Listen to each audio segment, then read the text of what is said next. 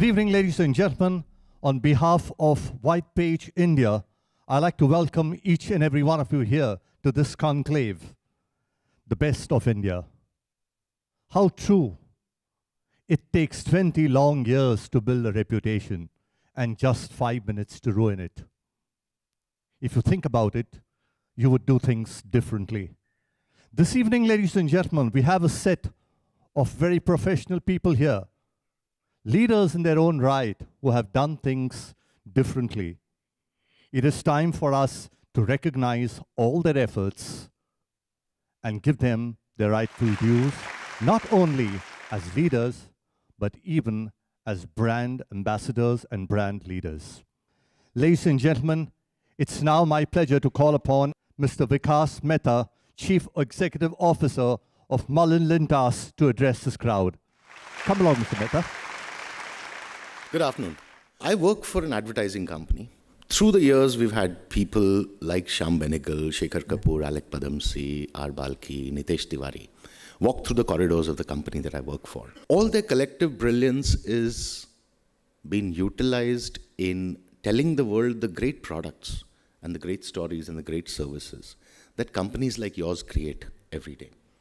If you were to think about Brand India, and if you look at the perspective of Brand India from the eyes of an outsider, what is the one thing that probably the Brand India could stand for?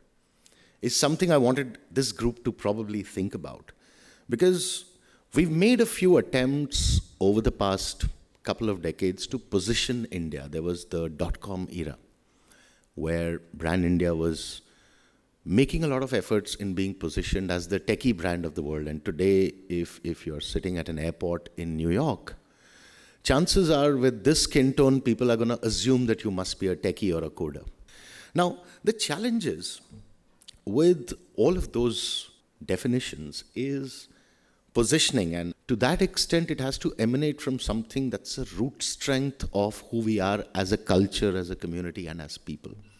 So keep that thought in mind, because we could get to a place where the world starts looking at us as the innovation center of the world. I want to thank White Page for the opportunity to speak with all of you, and I look forward to the discussions for the rest of the day. Thank you so much.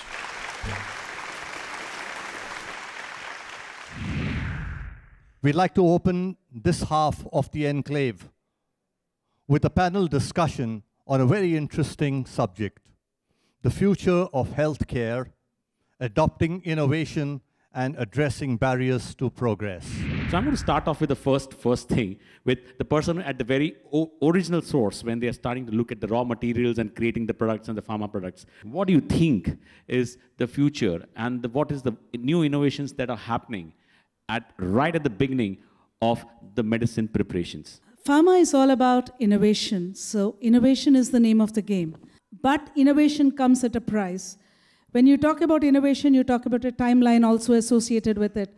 So any innovation in pharmaceuticals, by the time it reaches the end user, it's 20 to 30 years down the line. So what we talk of may or may not reach within our lifetimes, but definitely the work will start and it'll progress towards it. So that's my take on innovation. Mr. Praveen Rajgopal, what do you think is the future changes which are needed in this industry? Over the last so many years since independence, this country healthcare scenario has evolved more by default rather than design. We see a lot of concentration in urban cities in healthcare facilities and infrastructure, but if you really go to the rural areas where even primary healthcare is not there. So that's a gap which actually needs to be addressed. A lot of new products have come up, a lot of new inventions are coming where as the diseases have spread from more of infectious diseases to more of lifestyle diseases, the investigative procedures are also changing. But more importantly, from a perspective of our country or India, a lot of innovation is needed, not so much from the product and technology point of view, but more in terms of healthcare delivery. Mr. Jayantilal Chauhanji, I would like you to tell us that what has changed over the years, and what is more importantly, what is the future that you see in this industry where you're trying to bridge the supply chain management? In the supply chain industry, 2-3 decades back, there was not much molecule, and all the molecules were hardly niche molecules, which is day to day. And recently, since 10 to 15 years back, there are a lot of molecules has been introduced related to very terminal disease like cancer and transplant and nephro and all these things. So what technological advancement you have been looking at presently in this? We as my company, as a Vardhman, we have made all the facilities up to the end user where the where the injection has been injected. I have with us one of the most qualified panelists, who's not only a pediatrician, trained pediatrician by profession, but she went on to do hospital administration for understanding the innovation in the healthcare. What exactly is being done at the hospital level when we talk about IT or AI or recent developments in or innovations in actual delivery system of the healthcare? I would like to mention that, yes, right from preventive to rehabilitative care, we have adapted technology at all levels. I mean, we are now trying to reach the remote test village in Jalgaon or even Nandurbar, in those areas, Palghar definitely. So all these areas wherein we can provide teleconsultation, we can definitely benefit the patients there, we can advise the doctors. It's finally an integration of technology with the expertise, professional doctors, with the nursing staff, with the administrative, with the housekeeping staff, all together can bring wonders in technology, and that's the you have nailed beauty. It. You have really nailed it. I think this is exactly what all of us consultants and doctors are looking at when we are practicing. And we have amongst us none other than an interesting and an extremely experienced and talented Dr. Vikas Gauri. Let us hear it from him, that one side we're talking about innovation in technology, and other end, what is there at the other end for innovation to give patient satisfaction and a good patient experience? The thing is, we always get good clients. And just to look at the topic, the future of healthcare, so I'm not doing healthcare, but the future in our field is the fat. The buzzword is the fat if we go to international conferences. So we can take out the fat from any part of the body, from the abdomen, from the chest, arms, thighs. We process the fat, we centrifuge it, and we can put it back. We can put it back into the breast, in the buttocks, or in the face. So this is the future because everybody wants to be in a good shape these days. And there are a lot of technologies every year. They are coming for wrinkles, for skin lightening, for pigmentation. There are so many machines coming.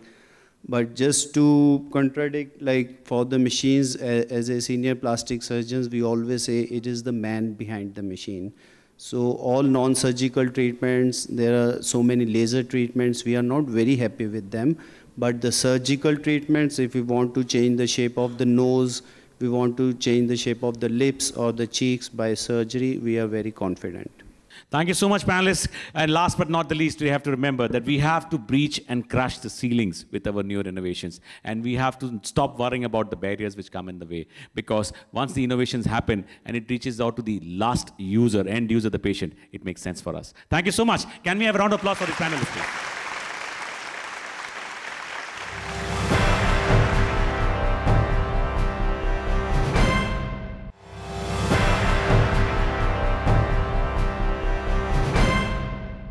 Ladies and gentlemen, we have all gathered here this evening right away to hand over awards to the winning brands here this evening. Without too much ado, it's my pleasure to call upon two gentlemen up here on stage to hand over these awards. Mr. M.Y. Mackey, Director of White Page India, and Dr. Mukesh Gupta. Let me open up the session of the brand awards with the very first brand this evening, the winning brand, Gulf Oil. Come on, ladies and gentlemen, a round of applause to Gulf Oil.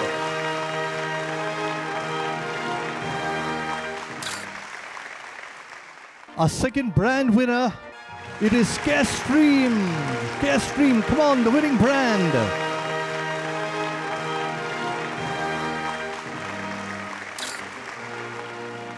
Let me take you on to our next winner, the third brand winner, Zebronics. Come along, everyone from Zebronics. Could we have you up here, please?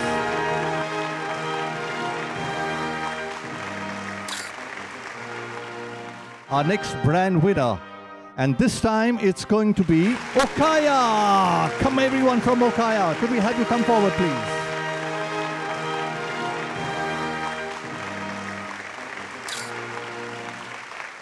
Coming up next, L&T Financial Services. Come along, L&T Financial Services.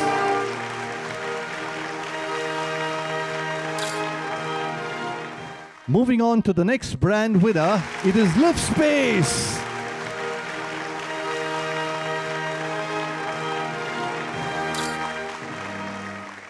The next brand winner tonight, ladies and gentlemen, it is Ebix Cash. Come, Ebix Cash.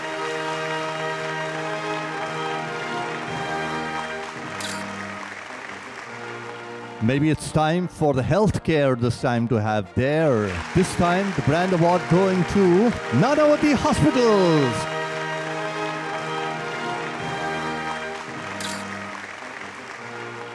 We'll stay on with healthcare.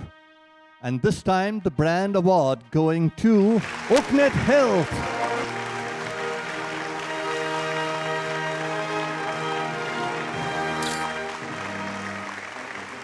The next brand award, ladies and gentlemen, tonight going to Murli Krishna Pharma.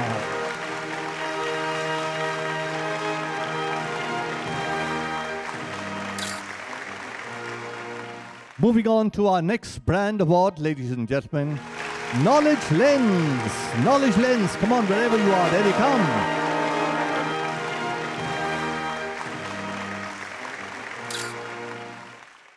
Our next brand award goes to Prominence. Come along, Prominence.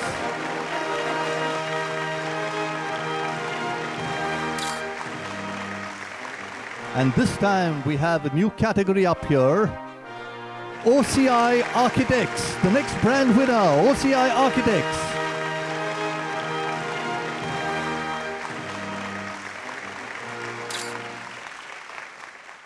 We now have the next brand coming up, ladies and gentlemen, and this time it is Amstred. Amstred is the next brand coming up. Come along, please.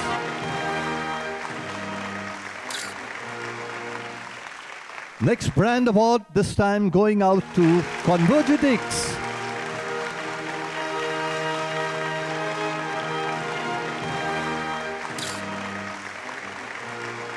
Our next brand coming up, ladies and gentlemen, this time it goes to Super Shakti TNT. Super Shakti, wherever you are, come along.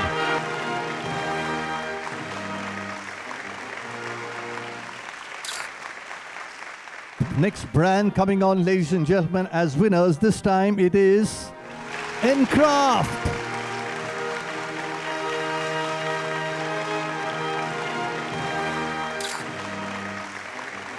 A brand award this time going to Steelberry. Steelberry, wherever you are, come forward, please.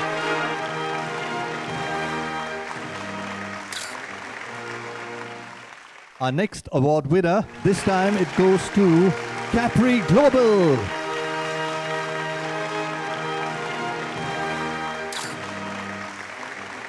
Coming up next, ladies and gentlemen, this time it is going to be Brand Olive. Come along, Olive, wherever you are.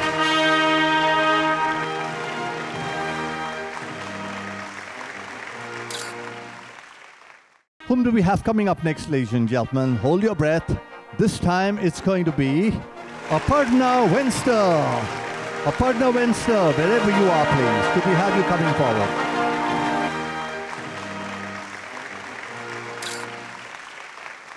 Our next brand winner tonight, ladies and gentlemen, this time it goes to RoboSilicon.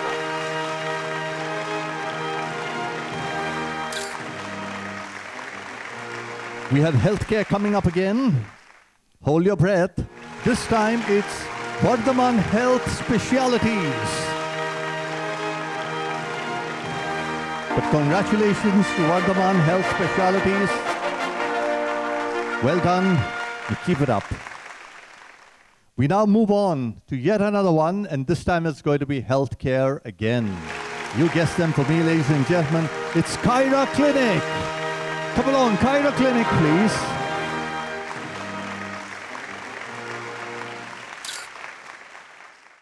And this time, it's going to be Hegde Fertility.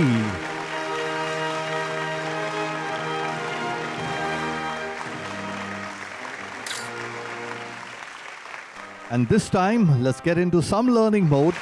Vidik Shiksha! Vidik Shiksha, wherever you are, come forward, please.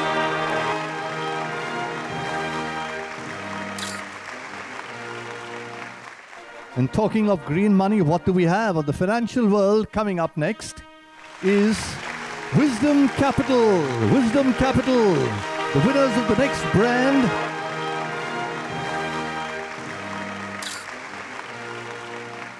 Our brand winners coming up, ladies and gentlemen. This time it's going to be Little Tags. Little Tags.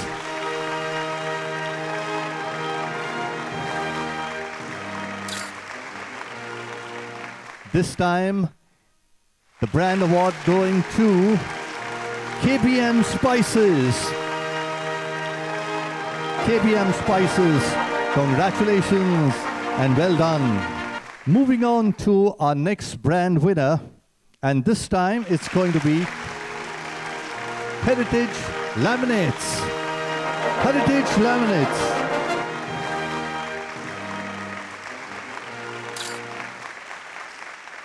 Well, if you want to be sure, ladies and gentlemen, you need to know the next winner. Be sure when you know it is Future Sure. Future Sure coming up.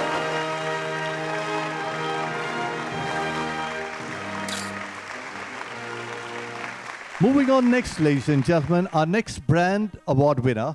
This time it is Dat Krupa. Dat Krupa, wherever you are, come forward, please.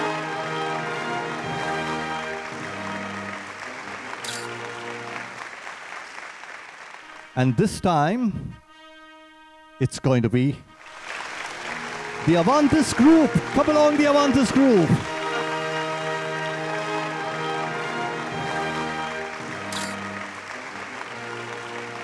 This time, ladies and gentlemen, the very last award going to Hariram Engineering.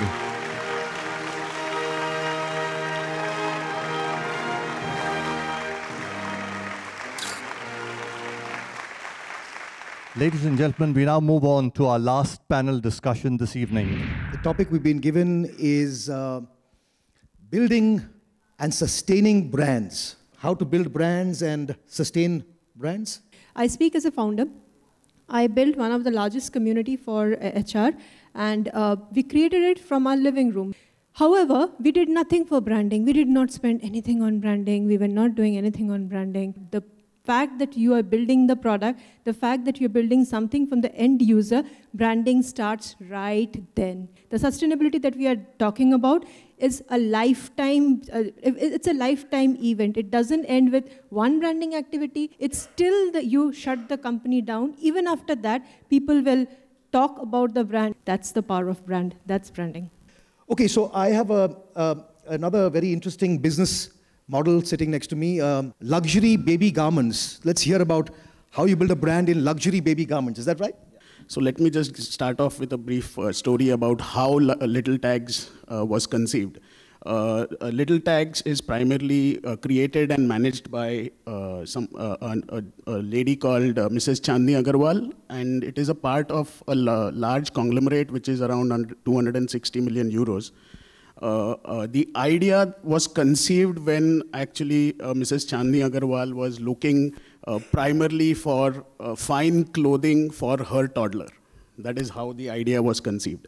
And today, after 18 months of starting Little Tags, they have scaled up quite significantly, and they have onboarded almost 50 Indian brands, 50 Indian premium as well as designer wear brands on their current platform. What we are currently doing for them is that we are looking at increasing or expanding their portfolio without compromising on their price positioning. Brand building primarily is not a 100-meter sprint. It is something which is like a 42-kilometer full marathon. Thank you very much. Great, so that we're all marathon runners. So we have Ayush Sher, who is the director of Okaya Batteries, and I would request Ayush to tell us how he would perceive this building brands and sustaining them. I think sustaining brands is a very big thing. The company that I'm involved with is a power storage solutions brand. Brand building and sustenance of a brand have to go hand in hand, according to me. If the sustenance does not continue, the brand is killed very, very quickly. I feel brand is basically an outcome of the entire company's efforts in every touch point with the customer. And no one can now rest on earlier laurels that this brand since 1992 or 1998, right? It has to be constantly since 1992, but now what? What are you doing now for the people? So I think sustenance is extremely important. Beautifully put. Thank you, Arush, and that was really nice. So we'll move on to a gentleman here from Team Heritage, and please throw some insight on what you feel is the way to build and sustain brands. Branding brings you a lot of responsibility also to give the right product to the customer at the right time. Getting the brand built doesn't mean that it have to be always premium. So according to me, when you are a brand, you also need to see, as rightly said, the customer happy. So when we work ourselves as a brand, our presence everywhere becomes more easier. And digital world had made the overall market very small, and we can be everywhere. We have to keep working on it and put our faith in what we are doing. Thank you so much. Great, so thank you for that. And I think there's one more panelist here. We have to hear him as well. So let's hear him. Starting from ground zero, where he said about creating brands from 0 to 1,600 crores is a big value associated. So we started our journey around 5 years back. Creating brand, the most focus was not external. In a technology company, we felt that building brand inwards was something which we should look for. And we started working on environment monitoring and pollution monitoring and so on. And then we built something for the country's air quality network. And that brought the awareness around so that the employees can now go proudly and say to their parents, see, watch on the TV, that's built by us. So that's kind of how you start building the brand from inside out. Okay, so that's time up again, and thank you very much. Hope you have a lovely evening. With that, ladies and gentlemen, this is your friend and compere, Sanju Fernandez, saying thank you and good night to each and every one of you.